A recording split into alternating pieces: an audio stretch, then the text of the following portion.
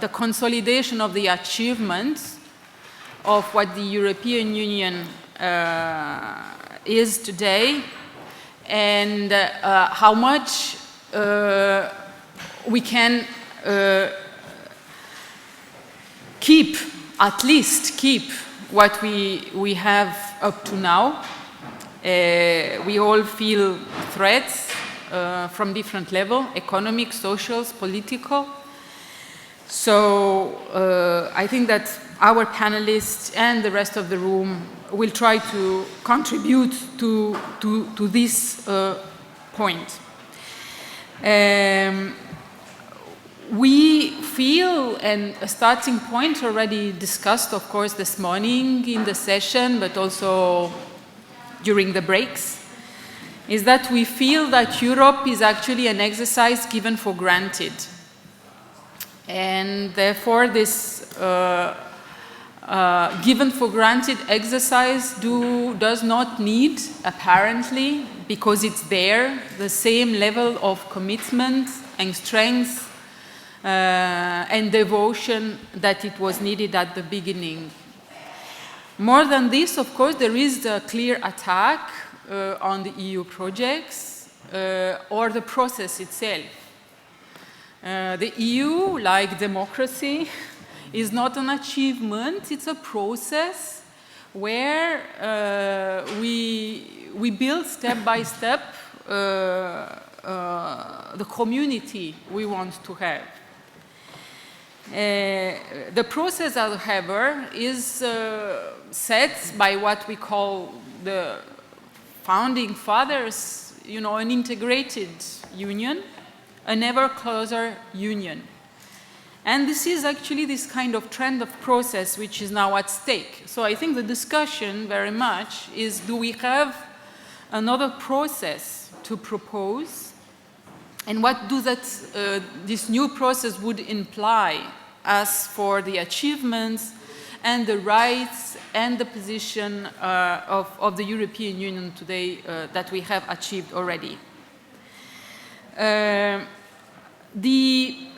There are, of course, threats, and we are here to discuss with our speakers and with you how to defend and preserve, in particular, and we have the European Agency, and we have the European Commission and our colleagues, our European citizens' rights.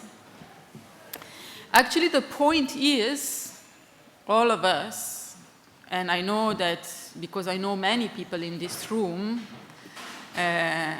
we are trying to work hard every day in our own communities, how to make the success not to avoid that this success, which is evidently the European Union, becomes a nightmare.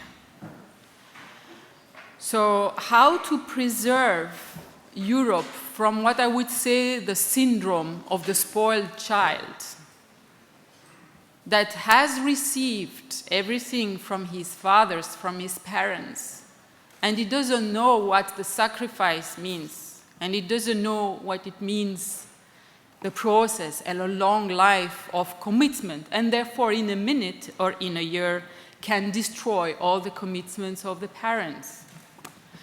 And often, I know maybe it's not very appropriate, but I feel that in many cases we can feel this syndrome of the spoiled child in the Europe of today that forgets about where we are coming from. And this is why I think that it's very important that the program Europe for Citizens, and also in particular this event, works a lot around the question of the memory.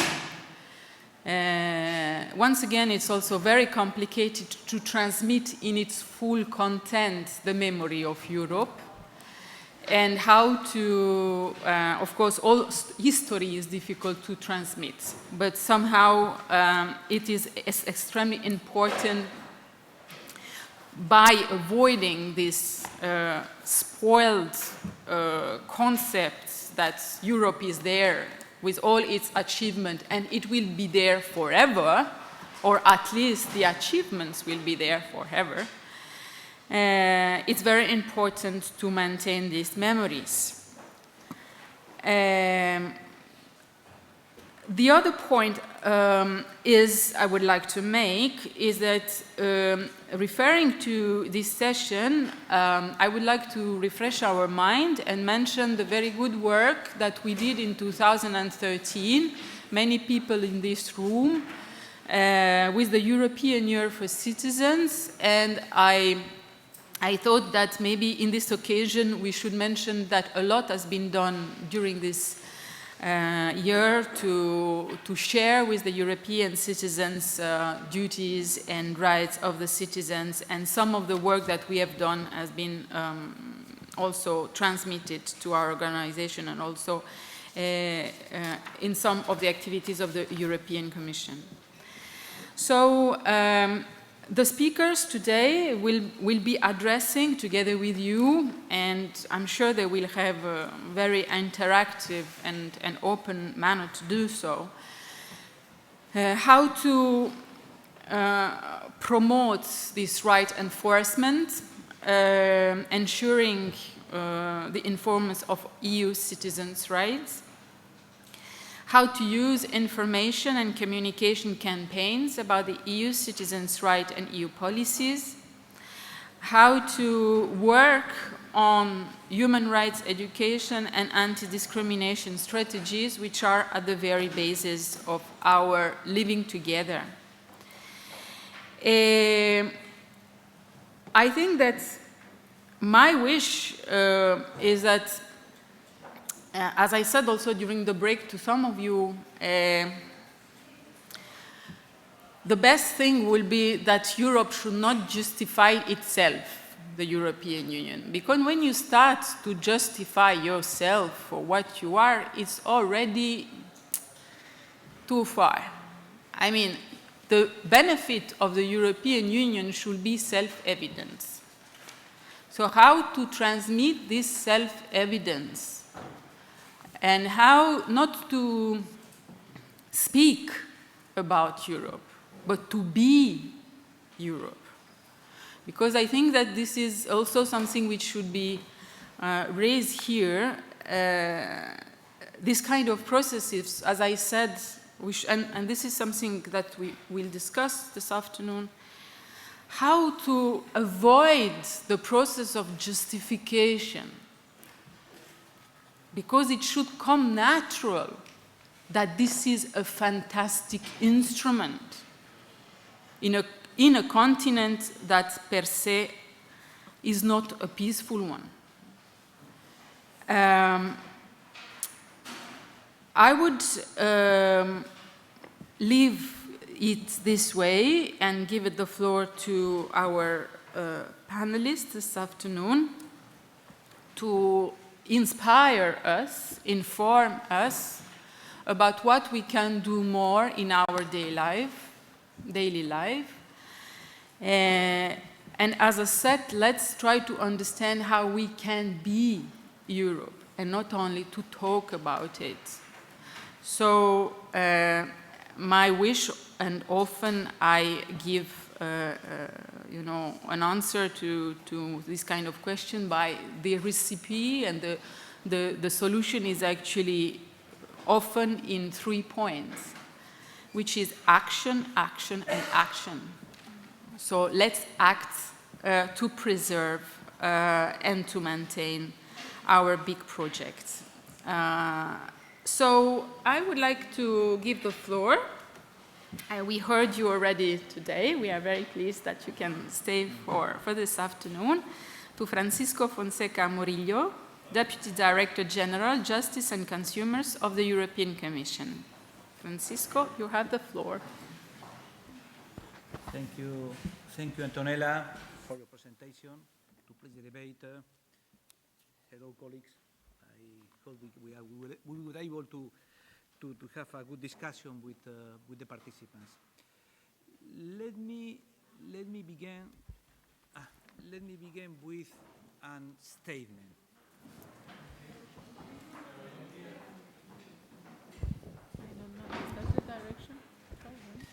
I know that I am a dinosaur, but a technological dinosaur, but I couldn't imagine that it was at this point. No, do you hear me? Yes. Okay, so let me begin with a statement concerning how to strengthen the Union citizens' rights. My statement is that we don't really need to strengthen. The Union citizens' rights are there. The citizens has given to us, to Europeans, a real add value. Free movement of persons, consular protection, participation in local and European Parliament elections, etc., etc. But I would like to clearly say, Mr. Minnick, here we are not in a kind of cannibal democracy. I think that the first answer as to how to protect European citizens is to say that we protect on the temptations on cannibal democracy. Probably on a procedural point of view, probably in a kind of confused Brussels approach. You know, in Brussels we will say that you propose to grow a horse, and at the end of the negotiation you are growing a duckling. But I mean, it's our life, we need to live with that. So I would like in my first intervention just to state 3 points. Firstly, I will set out some of our recent achievements and developments in the European Union, because it's important to know what are the last developments. Secondly, I will briefly outline what European citizens told us, the European Commission, about their experience and about their expectations when moving within the European Union and why they want to participate in European Union democratic life. And finally, I will offer you my thoughts for how they might be strengthened and then join you in the discussion. Firstly, I would like to start with the Commission's achievements, recent Commission's achievements. First, last year, we have adopted the Directive on Consular Protection on the basis of a proposal of the Commission, of course. This new directive will be the first hard law instrument that we'll have in 2018 in order to give a concrete set of obligations from the consular authorities to benefit us when we are abroad European Union, of course. Secondly, very important, we have adopted the regulation on free circulation of public documents, and this regulation on free circulation will significantly reduce burdens for citizens moving in another country. And let me finish concerning this kind of broad presentation with a very important aspect. In the criminal law, we are also protecting our citizens, and we have adopted 4 on the 5 directives concerning the procedural rights. We have all the right, when we are abroad our country, to have translation if we are in a criminal cause, for free, of course. We have the right to have the access to a lawyer. We have, that is the first and the second. The third and the fourth, we have recently developed a common European set of rules about the presumption of innocence in principle and about the special rights of the children participating or being in any criminal cause. That is also protecting European citizens. So, what is my point? My point is that the European citizens' rights, they are a living animal. And we are developing all the time in our real life, in our common work in Brussels. But secondly, I would like to share with you some of outcomes of the 2 last Eurobarometer surveys. one on the European Union citizenship, and a second one specifically on electoral rights, because these two Eurobarometers give us a good indication on how us, the citizens, we are perceiving this protecting role. We have also completed these Eurobarometers, as many of you will participate with a detailed public consultation on European Union citizenship last year, 2015. Our aim with all these Eurobarometers, public consultation, etc., was to gather direct feedback from citizens and organizations that represent the citizens to learn what they need from us to do things better and focus on the issues that European Union citizens tell us matter to them. We asked then European Union citizens for their opinions on what would help them enjoy the European Union citizenship fully and receive concrete benefits from it. I will summarize now briefly what we have learned. The first lesson on the first data, clear data, is that there is significant progress has been made regarding awareness of European Union citizenship. In particular, almost all are familiar with the term citizenship. 87% of European citizens know what that means citizenship. Most of them, 73%, understand the concrete scope of the citizens, and more than a half, 52%, are comfortable with this status of European citizenship. So that is a significant progress in relationship with the previous Eurobarometers in the last 10 years. Looking at the rights themselves, let's take free movement as an example of a concrete benefit derived from European Union citizenship. It provides European Union citizens with tangible opportunities to travel, study, do business, work and live, even die. I have a testament in other European Union, we are not pressed, but that has arrived, in other European Union countries. Free movement is the right that European citizens cherish the most. 7 out of 10 Europeans consider that free movements brings economic benefits to their own country. 4 in 5 respondents to our public consultation on European Union citizens were of the opinion that moving to another European Union country brings with it a clear cultural diversity and enrichment of them as citizens. More respondents to our consultation, around 60%, had also enjoyed their free movement rights, having lived for at least 3 months in another European Union country.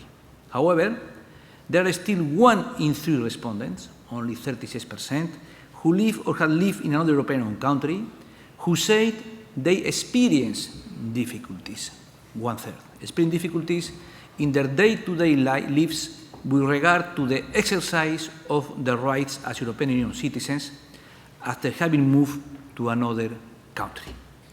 And surprisingly, among the main problems being reported were the lengthy or unclear administrative procedures to facilitate our day-to-day life. 4 of 10 respondents to our public consultation said they had experienced difficulties in getting access to private services, for example, banks or utilities, when exercising their right to free movements. What that means? That means that we have a march to do better here. Citizens still flag a lack of sufficient information on their rights as non-nationals when they move to another country, as well as a lack of awareness. It would be a paradox that the citizens we are more informed of our rights in a third country than into Europe.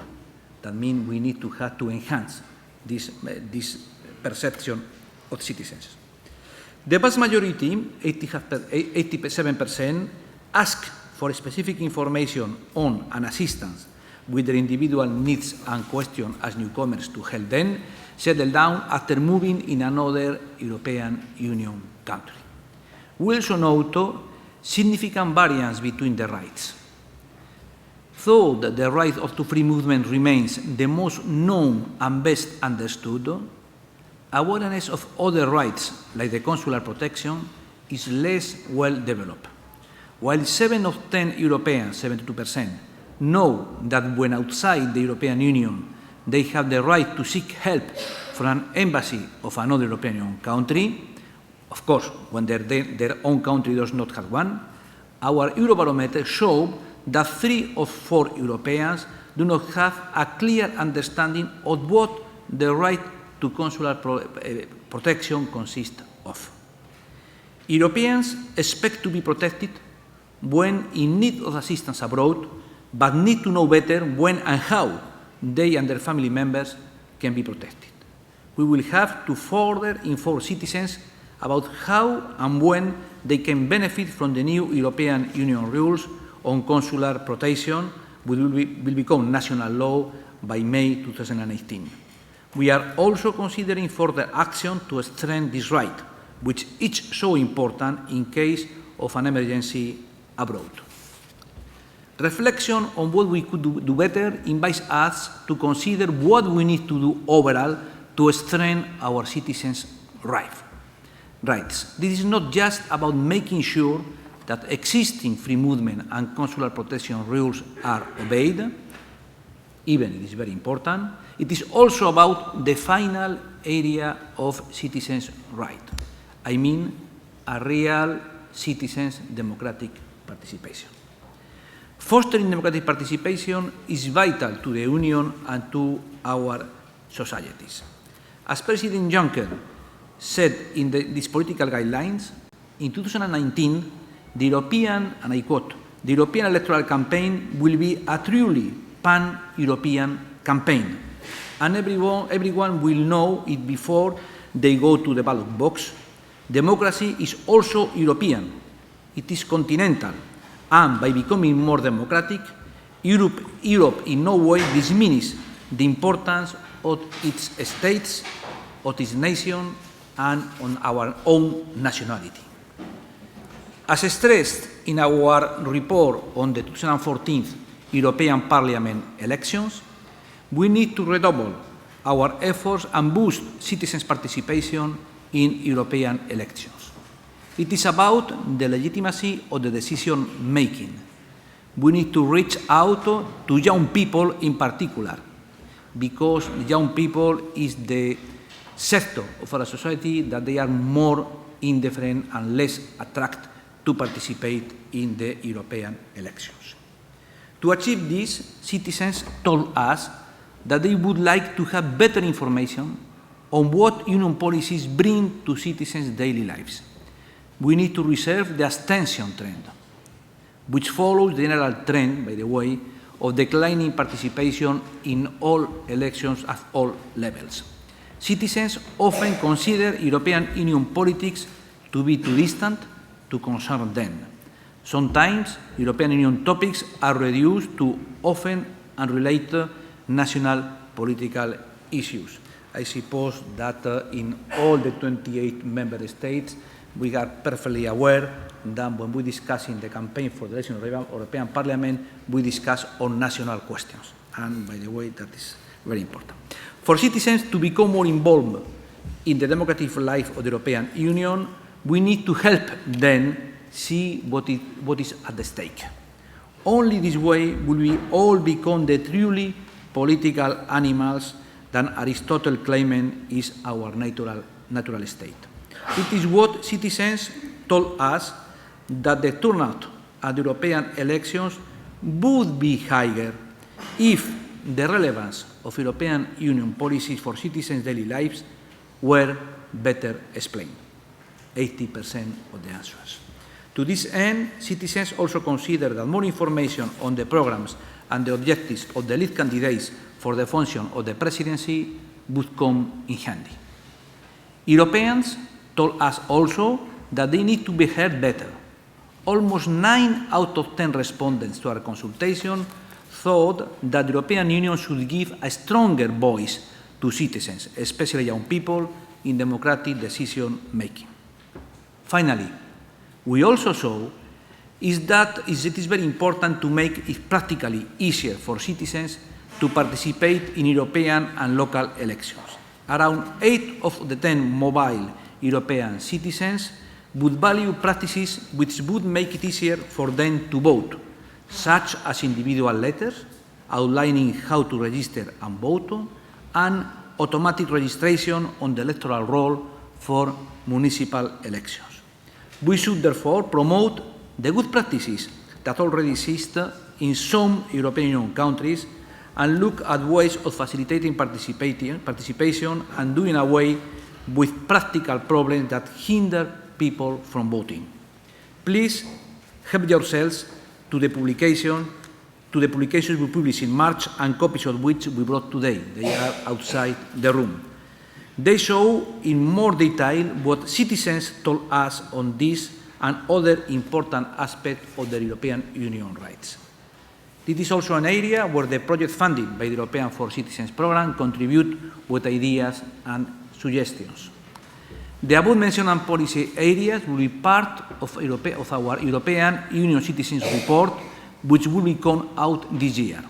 The Commission is committed, through policy and through funding, to support, uphold, and strengthen the Union citizens' rights. We do not want to only preserve our achievements, but to take concrete steps towards making those benefits a reality for Europeans on the ground. This is what European citizens are asking for. I would like to conclude with the words of President Juncker in his political guidelines. Either we succeed in bringing European citizens closer to Europe, or we fail. Thank you.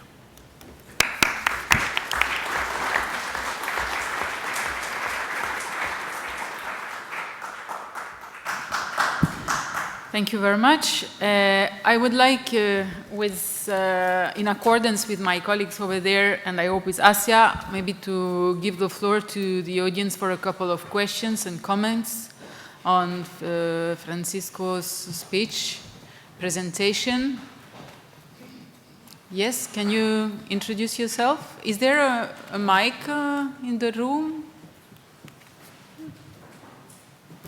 So maybe you can come and use here. Please introduce yourself. Yeah. Take a couple of comments and then My name is Oksana Chelisheva. I'm a Russian journalist and a political refugee in Finland. And my question is to you. Well, actually, just an example. Now I'm a holder of a Finnish alien's passport, which actually protects me and gives me a lot of possibilities only to participate politically in life in Finland by voting, not just voting at municipal elections, but I have the right to present my candidature if I want to run for elections, being a non-citizen of Finland. My question is, what are you going to do with regard to non-citizens of the Baltic states?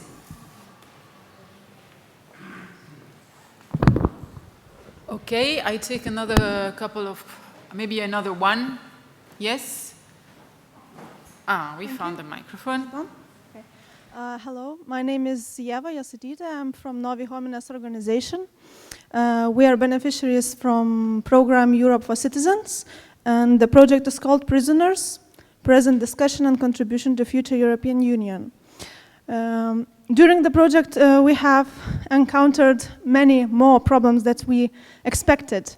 We have saw panel systems and differences in imprisonment institutions and regulations, and also differences in applying NGOs' knowledge in Germany, Spain, Portugal, Greece, Malta, Lithuania.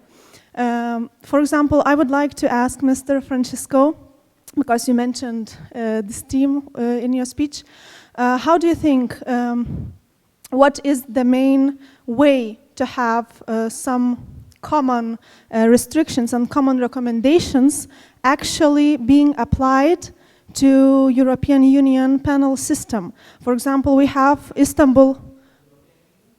Yeah, yes. We have Istanbul Protocol, but if you know, this document is for employees. Let's say it's recommendations how to work with prison inmates and not to violate their human rights. But still, for example, in Lithuania and in other countries, we have employees working in prison who doesn't even haven't heard about such protocol, such document. So we're looking forward for future projects and future possibilities to have impact in this system, or penalty system, ministries of justice, and so on and so forth. And I would like to ask you, maybe you have any information on any ideas how to ensure smooth implementing of such recommendations as Istanbul Protocol. Thank you. Thank you. Another one maybe, and then, yes. Of course, everyone keeps short, so we can give the floor to many people. Thank you. I will be brief. Miklos Barabás from European House Hungary. Two comments. One is on the citizens' rights in general. It might sound strange, but I would like to underline also the other side of the medal, namely responsibility, which is the other side of the same coin. In my opinion, the citizens' rights are more appreciated if the other side of the medal, namely responsibility, is also mentioned. My other comment is, and I'm pleased to see your reference to the upcoming or to the next European parliamentary elections.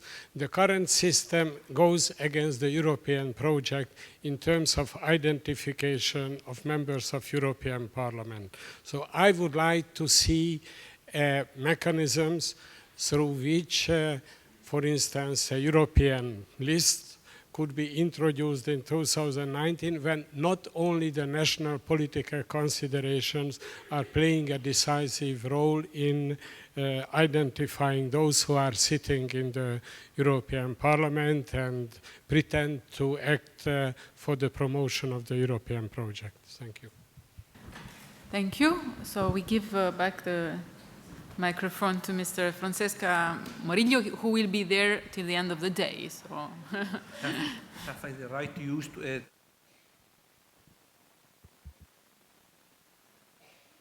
briefly? I am enough old to be an old-fashioned federalist. But don't ask me why the European Union is not doing things where the European Union has not the competence to do it. So I would be more than happy to do that. For us, independently, if you are Russian, apatrid, Chinese, or Finnish, if the Finnish legislations give you the right to participate in elections, you are welcome at European level, because we can like it or not, but the decision who can participate is made according to the national laws. Secondly, and that is so clear that you can add, if you are interested, you can go to the electoral campaign in Denmark in '93 to say yes in the second referendum to Maastricht to understand the sensitivity of the issues. I say Denmark because it's more or less closer from Baltic countries. So, secondly, concerning the non-citizens in the Baltic states, I can say that 10 years ago we correct the most flagrant discrimination. But we are talking on democratic constitutions of these countries, and there is some conditions that, correct me if I am wrong, the European Court of Human Rights in Strasbourg has blessed on how to accede to the Latvian, Lithuanian, or Estonian nationality. We can be happy or not. But we are, as a guardian of the treaties, we are obliged to control that the conditions to access to the nationality, they are not discriminatory in function of your minority, etc., situation. And we are doing. We are monitoring regularly the situation in order to ensure that this is not a discretional power to say yes or not. By the way, if I remember, there is a case before the European Court of Human Rights concerning the leader of one of the racial minority parties in a Baltic country, that he was refused the nationality 3 years ago. So we need to wait the decision of the Court of Strasbourg, that is my point. But concerning the discrimination, we have corrected without needing to go to an infringement procedure. That is the good. It's not very exciting, very sexy, but it's the reality. So concerning the question of the penal system, again, the treaty gives our constitution, our European constitution, gives us the possibility to approximate national legislation, even not to harmonize, to approximate. So we are doing, in terms of procedural criminal law, we are dealing with all the transborder questions. We are assuring that if you commit a crime here in Barcelona tomorrow and you go to your country, the European arrest warrant follows you. We are ensuring that there are procedural guarantees for everyone in the process. You are in a criminal case in Spain, you have the right to a translation because the right to defense, etc., etc. But we can't change the substantive national rules in the matter. And we can't change the rules of prisons. We are acting on prisons via mechanism of soft law, And we are acting how? We are acting now trying to find money and to offer money in order to avoid the overcrowding prisons, because that is an integral part of the fight against jihadism and against Islamic radicalization. And we have money, and we're going to use, but we can change the prison conditions in the, in brackets, normal situation, because that is not in the treaties. And concerning your question, you are talking, if I can, on the difference between the democracy legitimacy, and the European Parliament is so democratic, so legitimate that any national parliament, have all the powers that any national parliament. We are talking a different question, we are talking on the accountability. You are accountable before whom? And it's true that the system of national list makes that a normal MEP is far, far, far away from the citizens than any national parliamentarian. That is why it is your role, that is my answer, that is your role, to oblige us to change that. There is a very good idea, and we have time between now and 2019, and Marie-Hélène Boulanger is working on that, but she can now explain you all our secrets. No, it's not only that this will be mandatory, that when you vote for the EPP list in Denmark, you know that voting for this list, you are voting for Mrs. X, like future president of the Commission. We need to do that obligatory, but it's also the question to establish or not a kind of European circumscription. And that is not a theory. In the political program of the second political force in the European Parliament, at European level, the Socialists, in the last elections, it was the idea to have 71 parliamentarians elected by national lists and 50 elected, like in the German system, in a common European ballot. And of course, the candidate to be president of the Commission will be there in these 50 candidates. 50 PP, 50 Socialists, and the first one will be the candidate to president of the Commission. But please, you help us, because we must to convince, and I would be very happy if we are right to have that for the elections on 2024. But for that, we need to win in 2019. Thank you very much, Francisco. We give the floor now to Friso Roskam Abing, Head of Fundamental Rights Promotion Department of the Fundamental Rights Agency.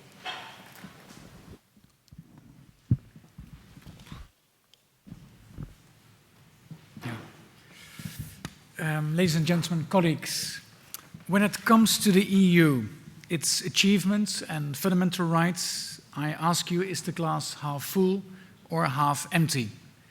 Have we reached the tipping point that threatens the entire EU project? Tabloids, as you will have seen, suggest that we live in the most insecure times ever. Yet the Pulitzer Prize-winning author and Harvard professor Dr. Steven Pinker has shown that we may, on the very contrary, be living in the most peaceful era. The world has become less violent and less people are killed than ever. President Obama continued this thread last month when he visited Germany. He reminded us that globally more people live in democracies than ever. We are wealthier, healthier, and better educated, with a global economy that has lifted more than 1 billion people from extreme poverty and created new middle classes around the world. The EU has also played a role.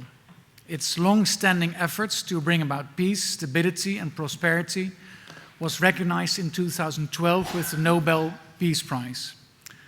And then there is the fact that the EU is legally built on a solid bedrock of values: respect for human dignity and human rights, freedom, democracy, equality, and the rule of law.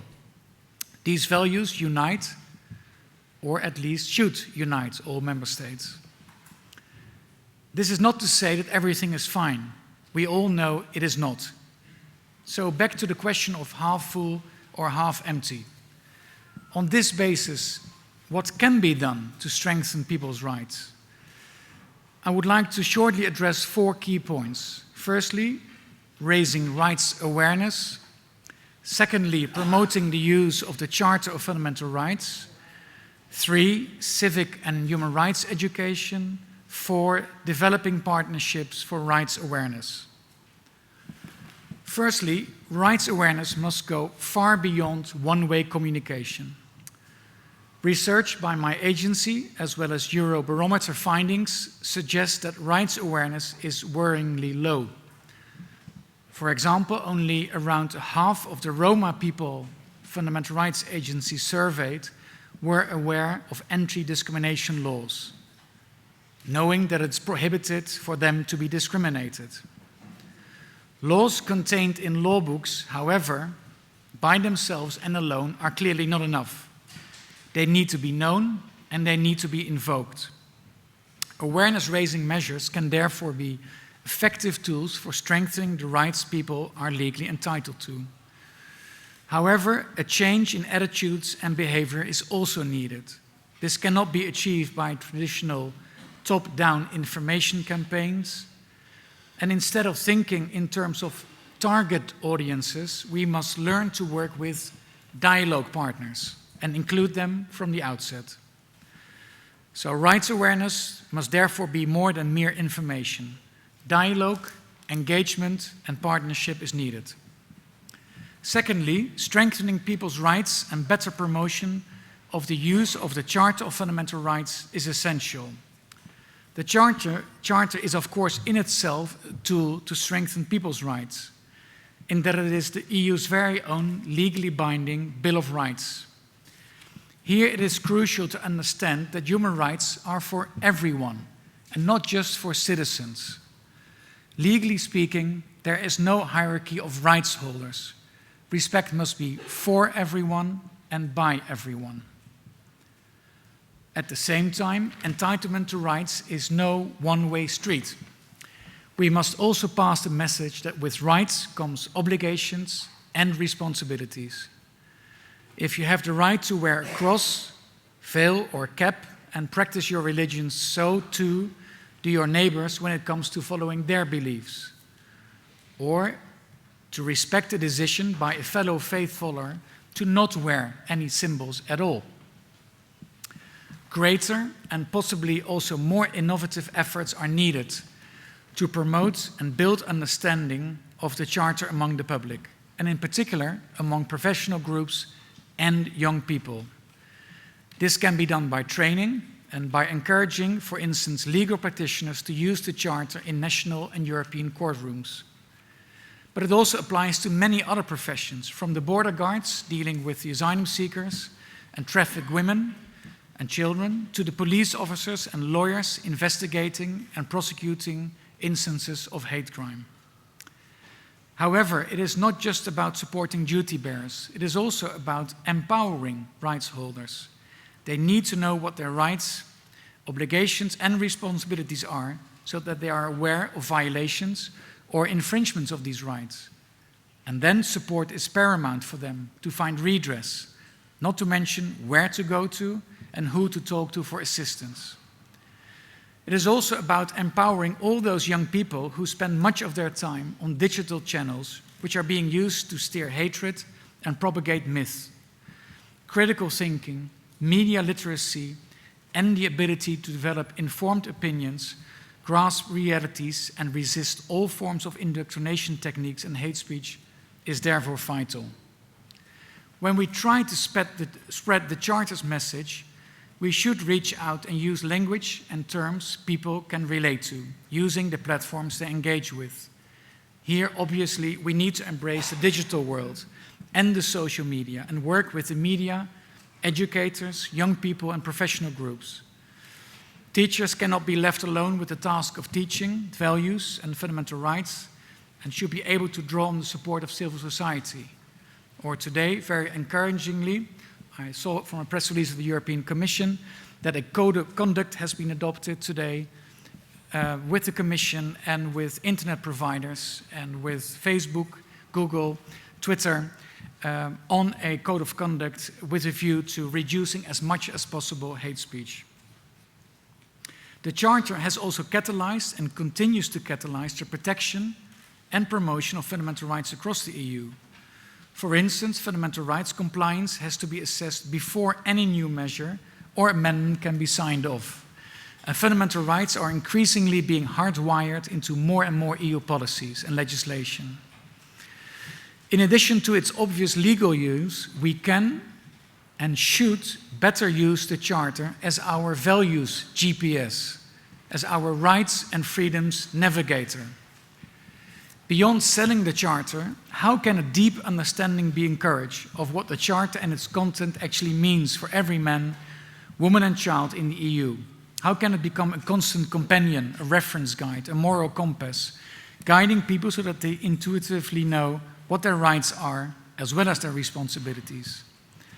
In that sense, the Charter, seen as a collection of all our important values, framed into a legal text, can be a fantastic tool to raise awareness and to create a shared understanding of our core values and what underpins the notion of citizenship, both among citizens as well as among the newly arrived. While awareness of the Charter appears to be growing, standing currently at 65%, understanding of what it actually means remains very low, at 14%. So how can we make the Charter resonate with people? We need a positive narrative around the Charter of real everyday matters to people: education, jobs, healthcare, justice, the freedom to be yourself without discrimination. In other words, bringing the Charter to life. In this way means modeling in all possible contexts how human rights can actually be lived. By the people of Lesbos, for example, who have, by the way, as you may know, been nominated for the Nobel Peace Prize. Parents, teachers, politicians, public figures are crucial role models in this regard. In other words, it's not enough to sell the Charter. We must find a way to enshrine the Charter's values in day-to-day life of duty bearers and rights holders, as well as in people's hearts and behavior. And this leads directly to my next point, education. Human rights and civic education must form a part of the curricula of all students. And I don't just mean, as we are here, university or even secondary, but also primary education. And why not even already at the kindergarten, as attitudes and behavior are formed preschool. From the very outset, therefore, children must learn about diversity, about tolerance, about respect for others. Freedom of speech in that sense is also one thing, but they should also develop the freedom to listen, as Oxford professor Brian Cluck has nicely phrased it. If they learn and understand all this from an early age and build in empathy in the DNA of their characters, age-old bigotries may wane. Only then can we expect intercultural dialogue and understanding to happen. We also need to ensure that young people feel included in schools as individuals, irrespective of their background. And as said, we need to empower educators to promote fundamental right values by offering training and tools. I come to my fourth and last point. We need to work together better.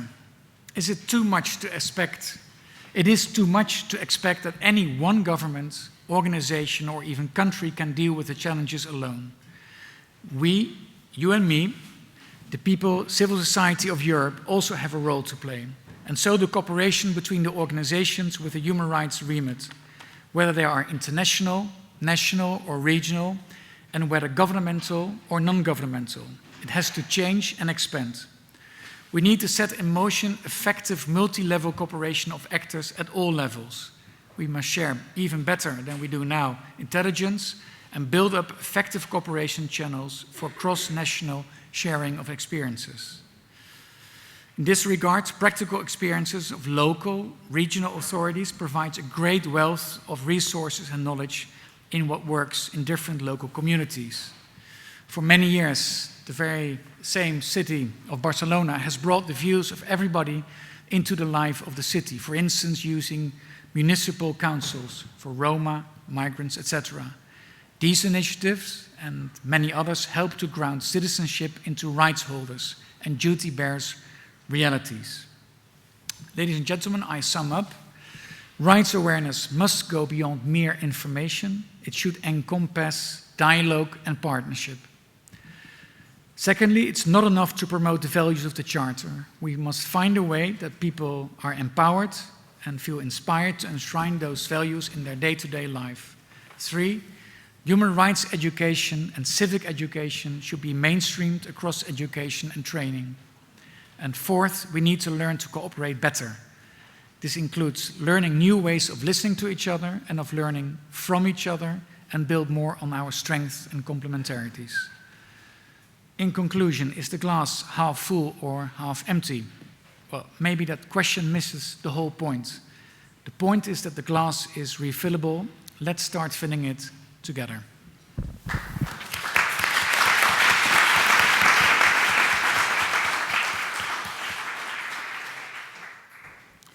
Thank you very much for this very contentful presentation.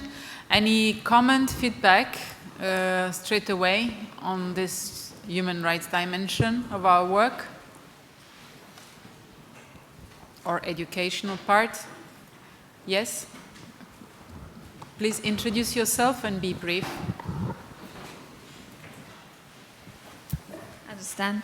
My name is Susan Flock and I'm from the European Trade Union Committee for Education, and so I'm very happy to hear this strong commitment to education and training, which is really important for European citizenship and the values of democracy and tolerance.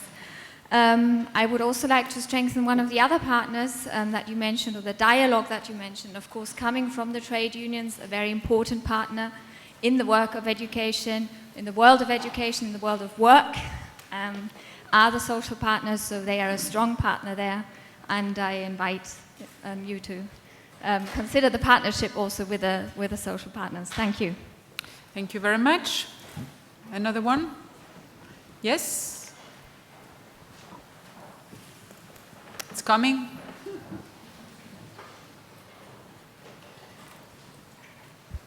Thanks. Niccolo Milanese from European Alternatives. Is the glass half full or half empty? It seems to me maybe the glass has several holes in it right at the moment. And those holes might be associated with different countries in which fundamental rights are being undermined. Of course, there's the headline cases of places like Hungary and Poland, but also other countries inside the European Union which are less well covered by the media. If we think of Croatia and the quasi-fascist culture minister, if we think of suppressions of freedom of speech and freedom of assembly also in Western European countries, one could think that actually the glass has several holes in it. And so I wanted to hear the opinions of the panel and you in particular about how important it is that the European Union shows itself to be firm against any kind of democratic backsliding. Yes, well noted. The last point here, and then we move on. Over there, yes. Hello everybody, my name is Dragan, I'm from Croatia, and thank you for these comments. So, European Union, there are several countries like Poland, Hungary, and Croatia now, which are the shame for European Union, because these countries don't meet EU standards anymore. What to say to other candidate countries which wants to join EU when they see Croatia, Poland, and Hungary? And what is the problem? Because there is no reaction from Brussels, and it's a shame for the EU for real. In Croatia, there is a systematic attack on civil society organization, and there are no EU funds for our activities. There are no domestic funds anymore, and actually fascism is mainstreaming all the time. There is strong influence of Catholic Church on political processes in Croatia, and we are not optimistic at all. There is also systematic political attack on media, and there are no any reactions from Brussels. So is there only beginning in European Union, and it means that European Union gave up from very high democratic standards. Thank you very much. Thank you very much. I think you share a few feedback. So Friso and then Francisco. Yeah, just to, of course, warmly welcome the offer by the trade unions, also stressing the importance of the role the social partners play in many aspects, not only education, but indeed also the employment issues. If there's one extremely dangerous development now, it's still that there is an unacceptable high level of discrimination on the labor market. That's a very big concern, and it's very much a problem if second or third generation Gastarbeiterkinder, in my home country, the Netherlands, Moroccan origin, for instance, have to apply 150 times, and each and every time their name Al-Ahmadi is seen with the same CV as people with a Dutch name, and they're not invited. This is, of course, devastating. It's devastating for them to ultimately feel included in the society, and it would then not be surprising that they, at a certain point, feel excluded, and even with more serious, even more serious consequences. So the access to the labor market, equality, the labor market is extremely important. Secondly, also a very important role which employers and trade unions can play is also generally with the arrival now of a lot of refugees. We had 1 million last year. It will be fewer, it seems, this year, but we don't know. But it's very important that social partners contribute to integrating them as soon as possible, making also good use of skills they bring in, but indeed assisting governmental authorities with that whole process, which ultimately is a responsibility for all of us, for inclusion. So I can only warmly welcome that very important statement you made. Thank you. Excuse me, I'm trying to answer to Poland, Hungary, and Croatia. Okay, we are the guardian of the treaties. We have a powerful weapon that is the infringement procedures. And we are dealing the situation with Hungary with the normal infringement procedures based on the European acquis on non-discrimination and other rules. The case of Poland is different. The European Union is based on the democracy, fundamental rights, and rule of law principles or values. And in the case of Poland, there is not a concrete possible infringement. But we have in 2014 adopted the so-called framework on the rule of law. What that means? That means that we don't have competence to go against a country that is so-called violating the fundamental rights, except, of course, the sanctions, Article 7, etc., etc. We have decided to adopt this political preventive instrument that means that we enter in dialogue with Polish authorities to be sure that the national rule of law can continue to play. In concrete, we have not competence to decide if the law changing the Constitutional Court is constitutional or not. The European Union has no competencies. But Poland has the obligation, because if not, they are going against their duties as members of the European Union to ensure that the change at the constitutional level are ensuring that the Polish national rule of law can work. That is the difference between Poland and between Hungary. And concerning Croatia, we can act via infringement procedure when we have the knowledge of a possible infringement.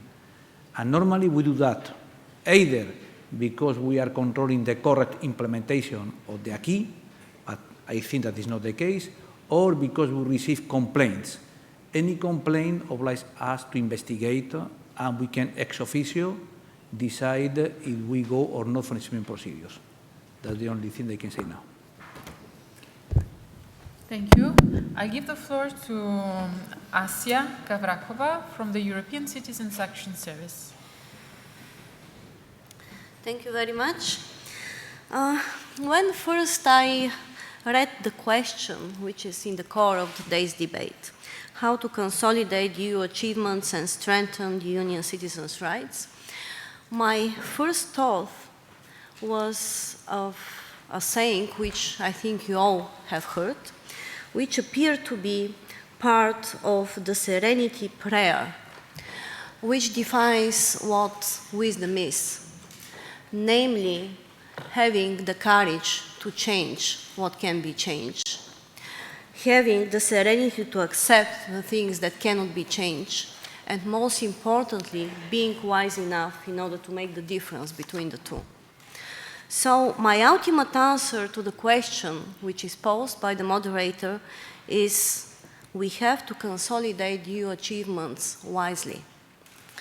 And this translated to the European citizenship concept means, in my view, we have to be able to wisely identify what is important to keep, protect, safeguard, and not take for granted. We have to be able also to identify what we have in hands as instruments that should be further developed. Last but not least, we have to be able to see what is missing from the picture and what should be added in order to complete the concept and make it work. And if you allow me, I would like to illustrate those three aspects of the so-called wisdom through examples. What I believe we have to safeguard and not take for granted is the freedom of movement. And I know that many of you think that this is just some feature of the internal market, and as it was mentioned, it's very difficult to fall in love with an internal market. But is this really so? I would most probably disagree to a certain extent.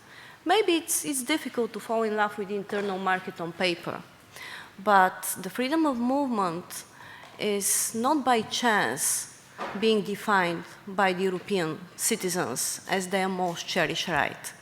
It simply has a huge impact on their everyday life.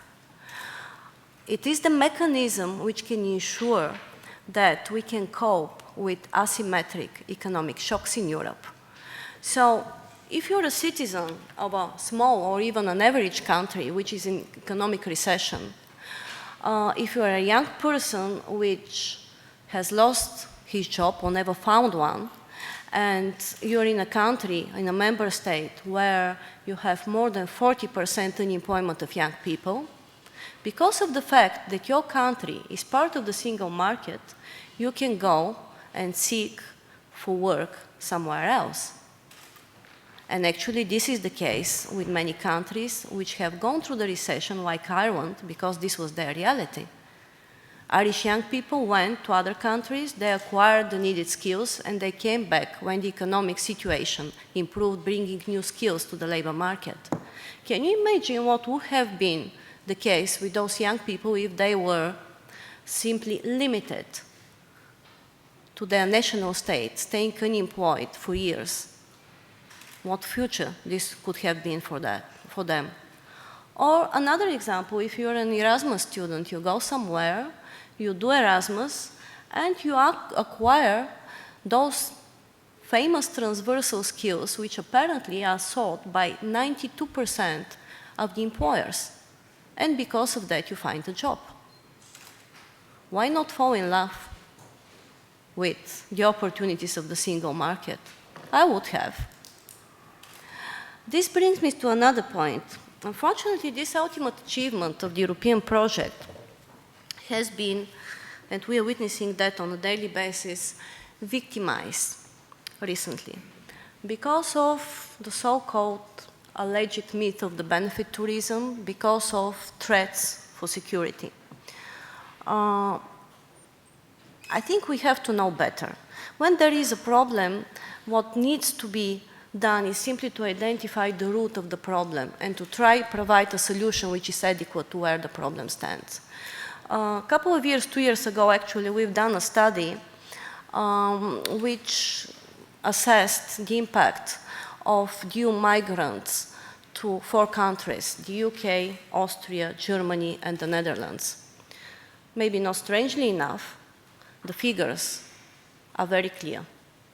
In those countries, EU migrants are benefit contributors to the benefit and the social system. In UK, big times, 3 times more than in the other 3 countries. And this is not to say that there aren't problems or misuse of the system. Yes, there are maybe, I'm sure there are, but this is why we have a system in place in order to deal with this misuse. Most probably there are also problems at municipal and local level if, for example, you find all of a sudden that a big group of EU migrants or refugees, doesn't matter, have ended up at this place and then it puts pressure to the local system. Okay, but then most probably there are mechanisms to look at this problem and try to solve it where it is and not turn examples which are an exception into a general rule and on that basis try to revision the entire system, allegedly because it doesn't work.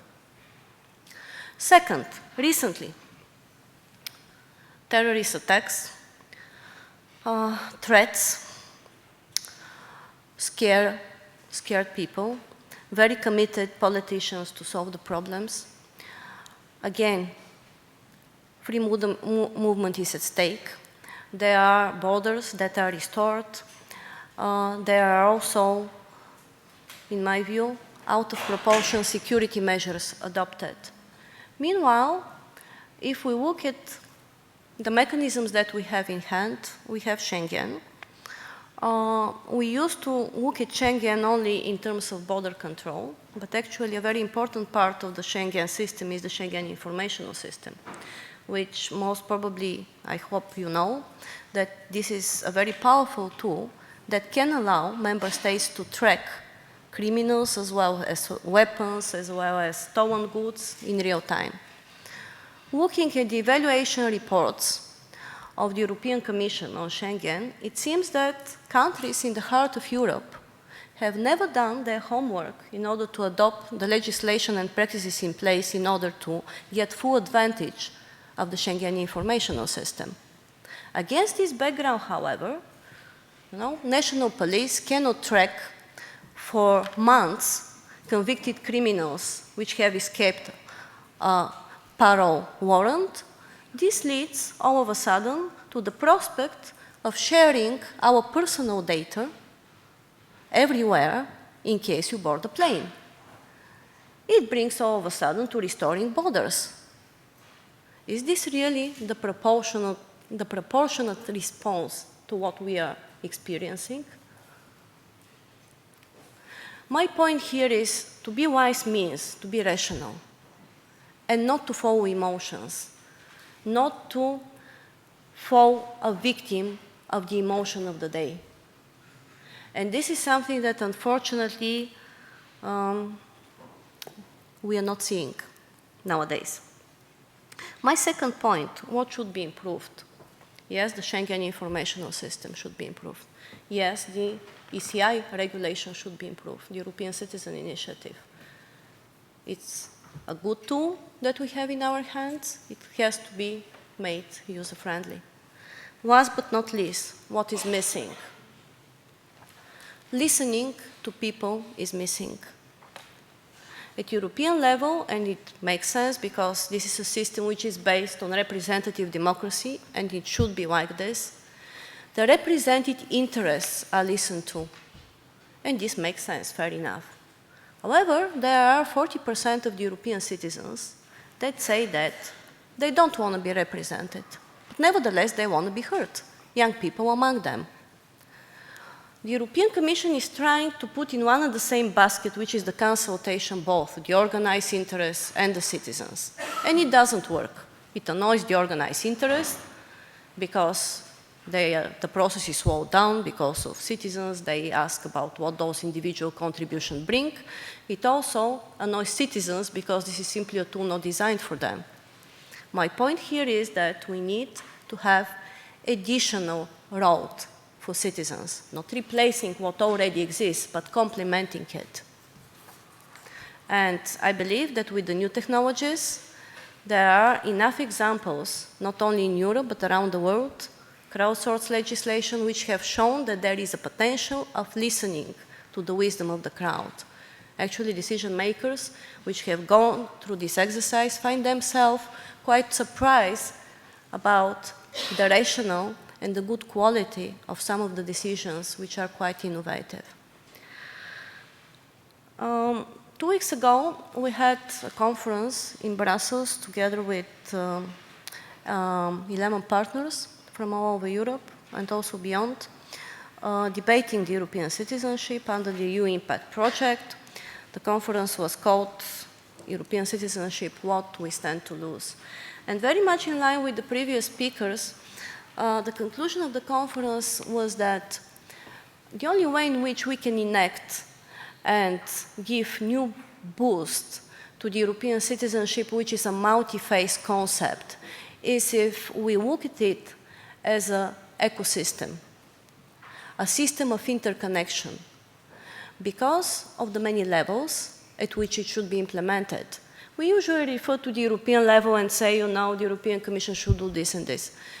Yeah, that's true. There could be more that could be done. But there is an equal responsibility also lying with the member states, and not only with the local authorities. If you're a new citizen going to a host country, the first experience you have is with the local authorities. So they should be the one welcoming you and providing a more enabling environment in order not to you to go and to ask for your rights, but just the opposite, to be granted the rights and to be put in a situation where it comes naturally to implement them. The same is valid with the relation between the very many different aspects of the European citizenship. We have the rights, we have also the values, we have the participation. So, as we know, the most important thing of every ecosystem is the links between the different components. And those links are exactly communication, raising awareness, not only of the rights, but of the ways of enforcement. Last but not least, the oxygen of the ecosystem. And the oxygen is the civic energy. And those of us who have been working in the not-for-profit sector for years, we know that one of the most wonderful things in our job are actually achieved not so much with funds, but with civic energy. And in order to have this civic energy, we need inspiration. And for this inspiration, to have it, we have to have more conferences like this and to talk to each other more. Thank you.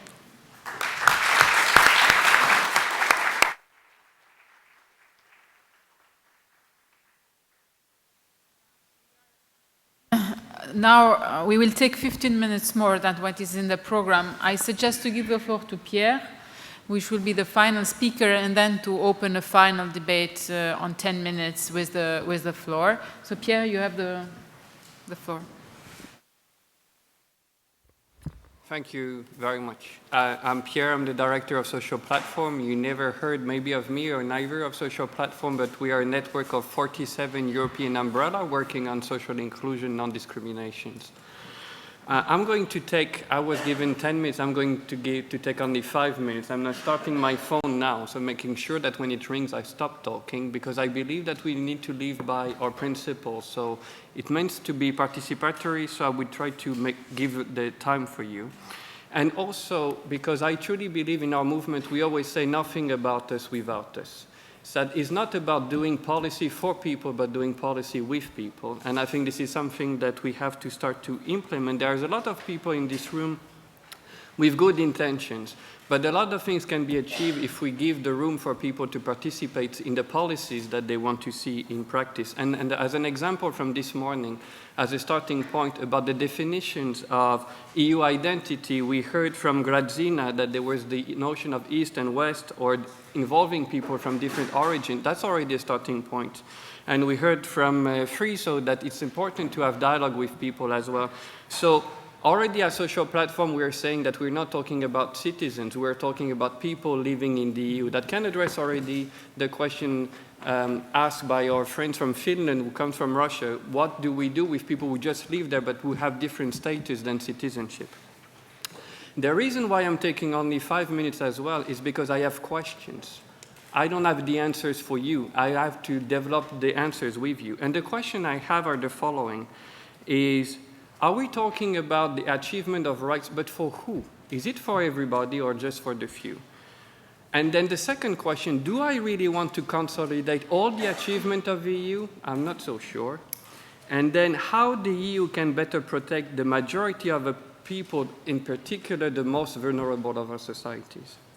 So I have 3 minutes left. When it comes to protections, the Deputy Director General of the DG Justice said that the rights are there. I said, yes, but for who?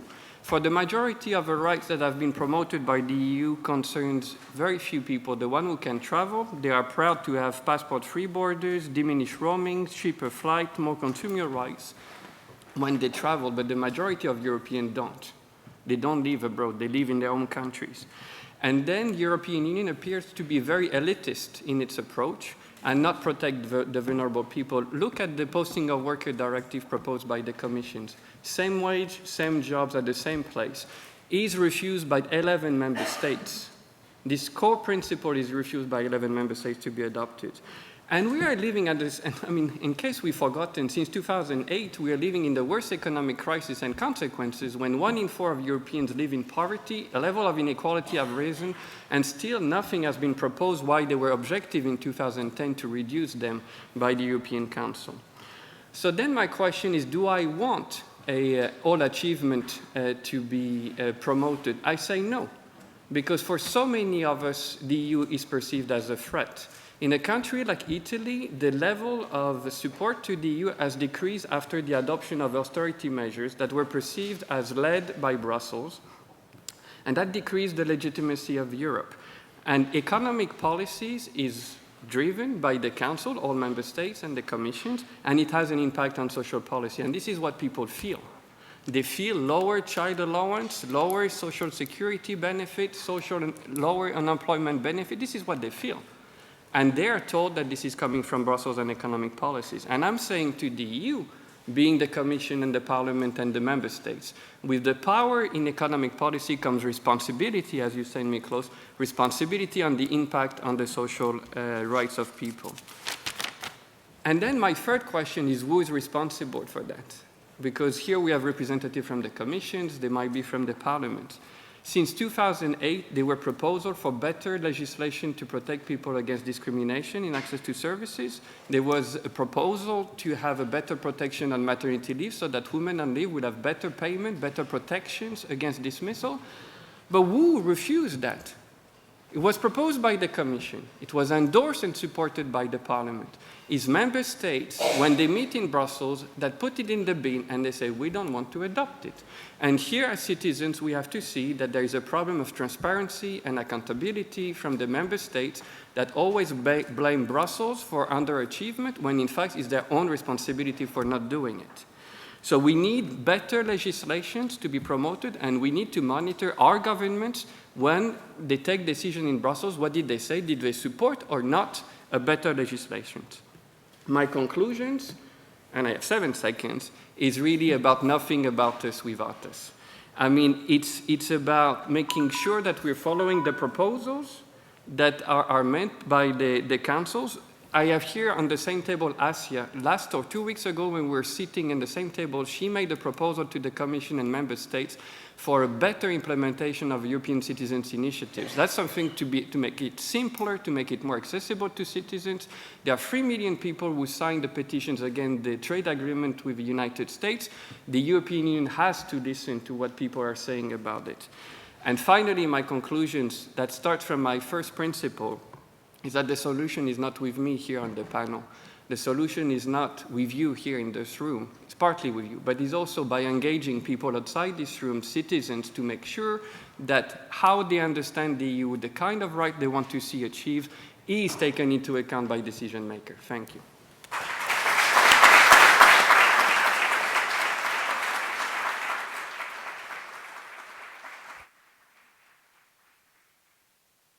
Thank you. So final comments from the floor. We'll take a few. Yes? Over there. Aline Zerb, Maastricht University, so the place where all the mistakes were made, basically, that's where I work. I couldn't agree more with the last speaker particularly. It makes me very angry when I see that the European Union is being accused of things that they don't have any competences in. However, I mean, all of the speakers in this panel and in the other panel stressed the same thing, that it's up to information, that there's maybe an information gap when it comes to citizens, that there's maybe some information that is not being transmitted very well. And I think what really puzzled me in all of the panels was that a really important actor is missing here, which is the media. No one of you talked about the media. Citizens don't get the information from the website of the European Parliament, for example. It's the media, particularly national media, where people get the information from. And I'm not quite sure, I don't have an answer here. It's more of a comment really than a question, I think. But I think like if nothing changes in the media landscape, particularly the national media landscape, we will probably not go very far.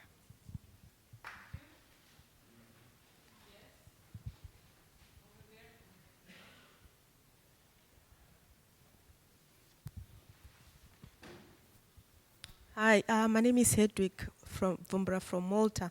I just want to comment on what Asia has said about freedom of movement. We are also doing a project where we are consulting citizens on, issues of, democratic debate.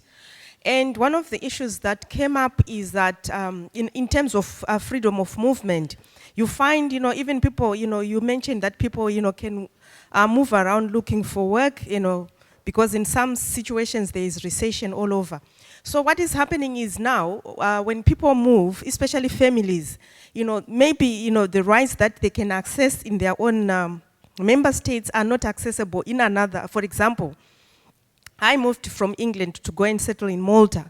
And, I find that, the benefits I got, in England are not the same as, I'm getting in Malta. And this is not just unique to me, but this is unique maybe to also people from Germany, from Ireland, from other states. So what people are saying is there's no uniform agreement on basic human rights. If one is out of employment, in your own nation, maybe you can get access to, unemployment benefit and housing benefit, but in other states, it's not happening. So, this is actually ending, making people, desperate as well, creating desperate situations because there's no uniformity within the member states.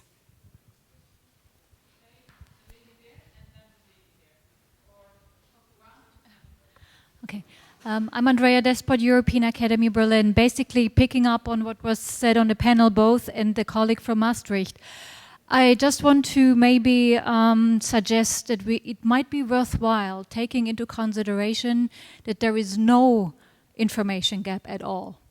From our point of view, from our fieldwork, basically, we feel that consumers, that citizens are actually very apt and very quick and very knowledgeable when it comes to gathering information, analyzing them very well. So basically, what you were saying that, well, let's be rational, let's not be emotional, and the blessings of Europe are self-evident. Well, I would love to believe that, and I basically follow the same line of argument. However, what we find coming from Germany, that there is actually, that there are a lot of inconsistencies with that. On the one hand, probably we are the best and most prosperous of European states at the moment, and at the same time we see populist movements, we see right-wing extremism on its rise. So I'm afraid, again, it's not an information gap, it's rather people exploiting, well, Europe being a scapegoat. And this is what brings me to education and civic education in particular, which basically ties back to our information. We need to listen to people on the one hand, and then at the same time finding tools in addressing them, because it's not a misunderstanding that national governments use Europe as a scapegoat. Rather, it's a political strategy. And we should counter those political strategies with very apt tools. And again, this is listening to people. This is really basically taking their emotions about Europe very seriously, and empower ourselves and go into this argumentative and emotional battles over, well, basically the interpretation of Europe. Thank you so much.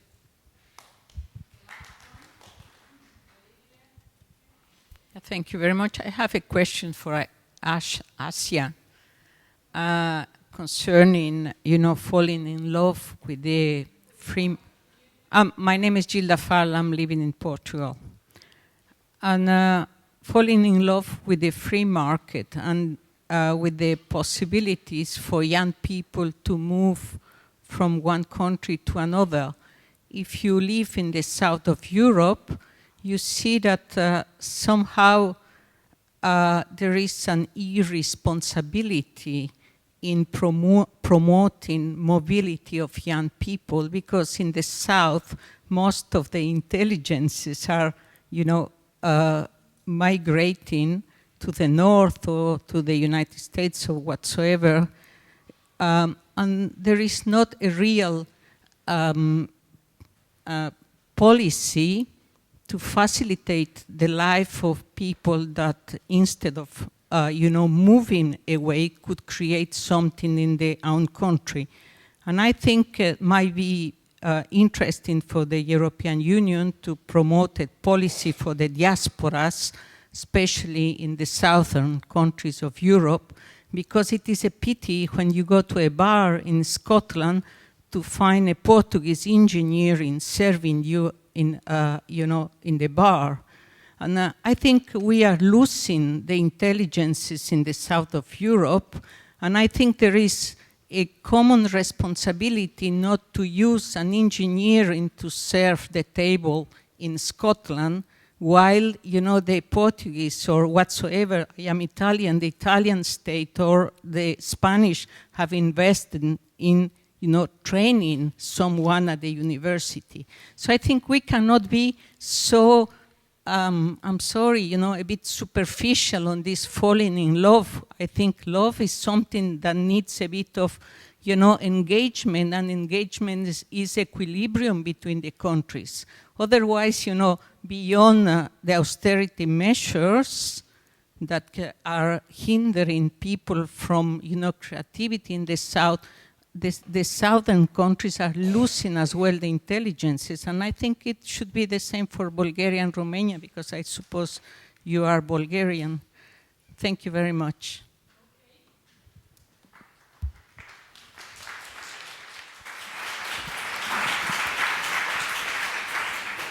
Thank you very much. I think this is it. We have to respect the panel which will come late. So I thank you very much for this debate and the panelists. I think we will stop, and we had some good sources of inspiration.